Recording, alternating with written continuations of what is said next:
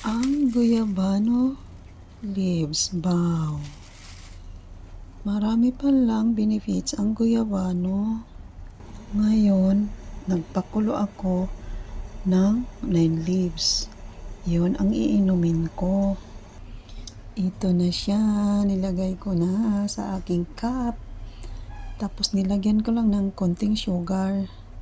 1 teaspoon na sugar kasi hindi pwedeng damihan kasi hindi rin maganda sa health magsobra ang tamis.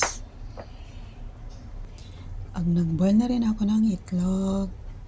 Pare-pare sa aking biscuit na mumurahin. Pero gustuan ko pa ang biscuit kaysa tinapay. Kasi ang tinapay ay nakakalobo lalo.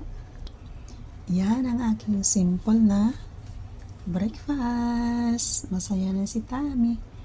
Ang habol ko dito sa guyabano is pampatubo patubo ng buhok. Search ko to, marami palang benefits. No? Help with digestion.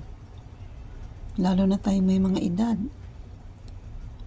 Hindi na normal yung pagbawas natin. Tapos control blood sugar levels. Improve your skin. Anong klaseng improve skin? Improve sa kulubot. Pero try natin. This is my first day.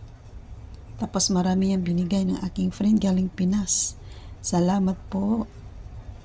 Rich vitamins, minerals, and antioxidants. Ang dami palang benefits nito.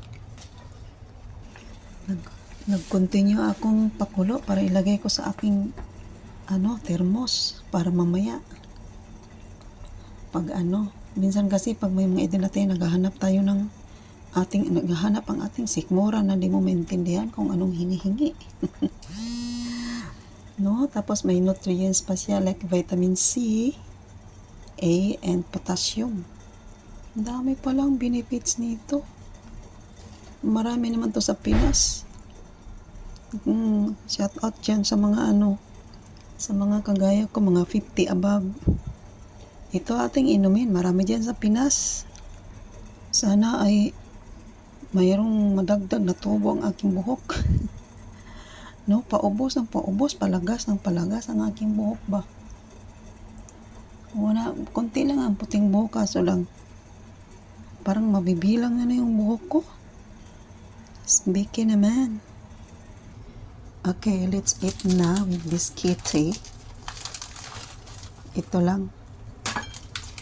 Pwede naman akong tinapay pero hindi lang araw-arawin kasi may eggs naman.